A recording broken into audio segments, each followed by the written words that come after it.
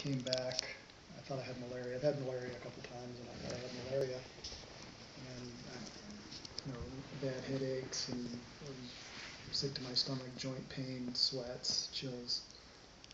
And I usually just self-medicate. I hadn't been to a doctor actually officially in 10 years, but decided I should go in, maybe get that physical, that I should have. And I had a hard time in Nigeria. I went into a civil war area, and it was a rough travel. And thought maybe too that had something to do with stress and stuff. And I got home, I went to the doctor, and he just put the stethoscope on my heart and stepped back a couple of paces and said, we've got to get you to a cardiologist right away.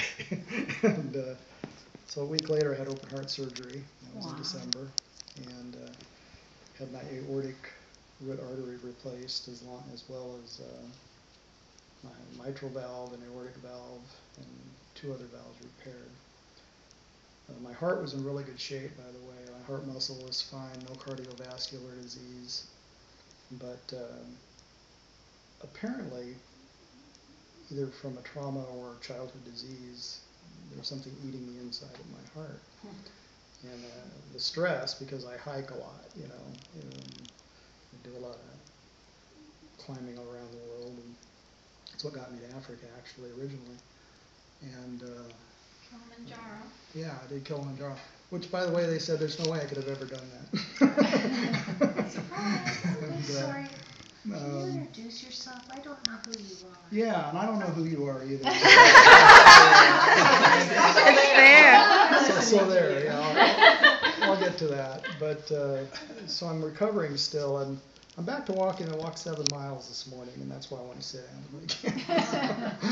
But yeah, I'm Dave Glenwinkel. Jim and I have been friends for probably 15 years, I would say, or more. I do not work in the nonprofit world. I am a corporate, multi-state and international tax specialist, a master's in law and taxation. I did grow up on a farm. I have a degree in international agriculture, family of construction workers, and I taught Peace Corps volunteers for several years when I was a young kid. High school and college. My mom was a country director for the Peace Corps. I have traveled extensively through South America, and as you may know now, how many of you looked at the website and Village Care website?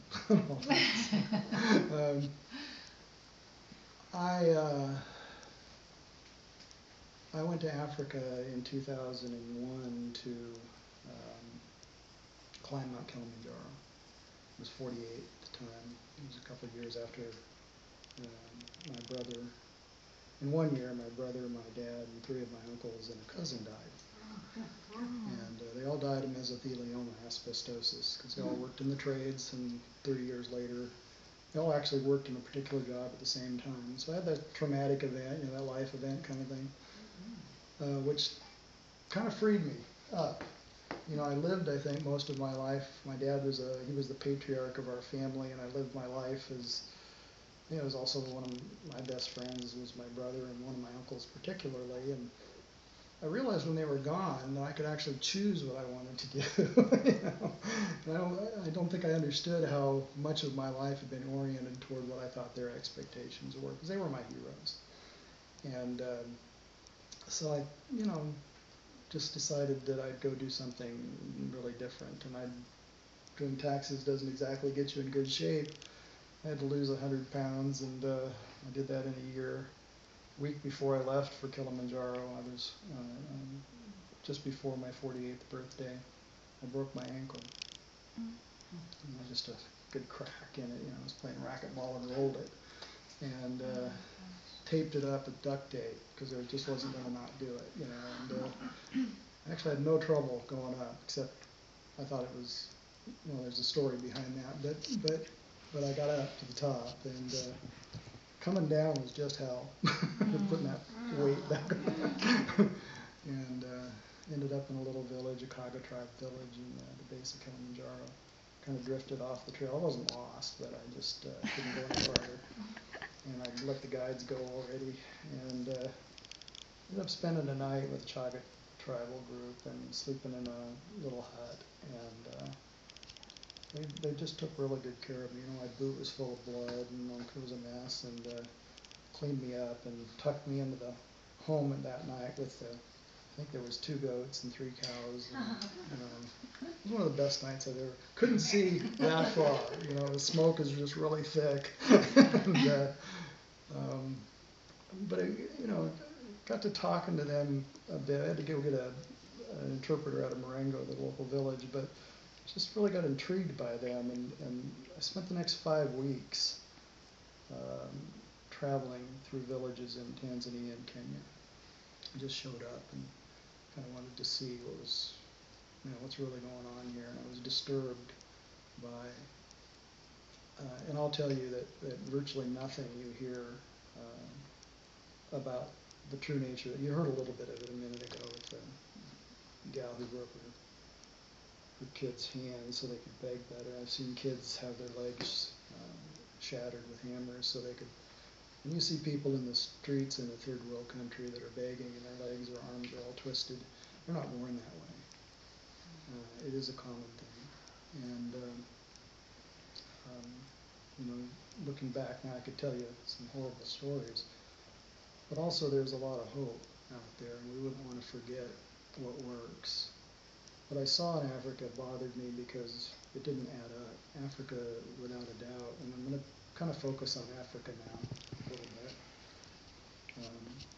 Africans are no different, you know, than we are, really. There's a cultural distinctions, I think, that I've learned around the world now, but there's also beneath the cultural differences, there's the human heart. There's all kinds of excuses about why Africa doesn't work. Some of them are quite valid. Most of them are not true. And so for the next 5 years, I spent about 3.5 years living in African villages. I'd come home and do your taxes and work like crazy 7 days a week, and then just go back for 3 or 4 months at a time, and always unannounced, because I really wanted to find the truth. And I tried hundreds of different things, investigated. Gosh, I lost count of the organizations that I really vetted there. None of them, to this day, I would say there's not an organization in Africa that's effective, in my strong opinion. And I know that's a strong restated opinion, but there's a lot of evidence for that. And I brought some of it. Actually, I'm going to leave these, and if anyone wants some, it's a $20 donation to Village Care, but it really outlines the fact base of what happens with donor relationships and the economics of Africa. It's distinctly different, I think, than anything you probably have ever seen before. But it's also a great book to read if you want to be an effective giver, because it tells the truth about what works and what doesn't. Did you write that book? I did. I wrote that book. Would you pass some books around, please? Just, you know, now don't steal them. Okay. Be careful with them. Be careful with You're them. not going to buy them. But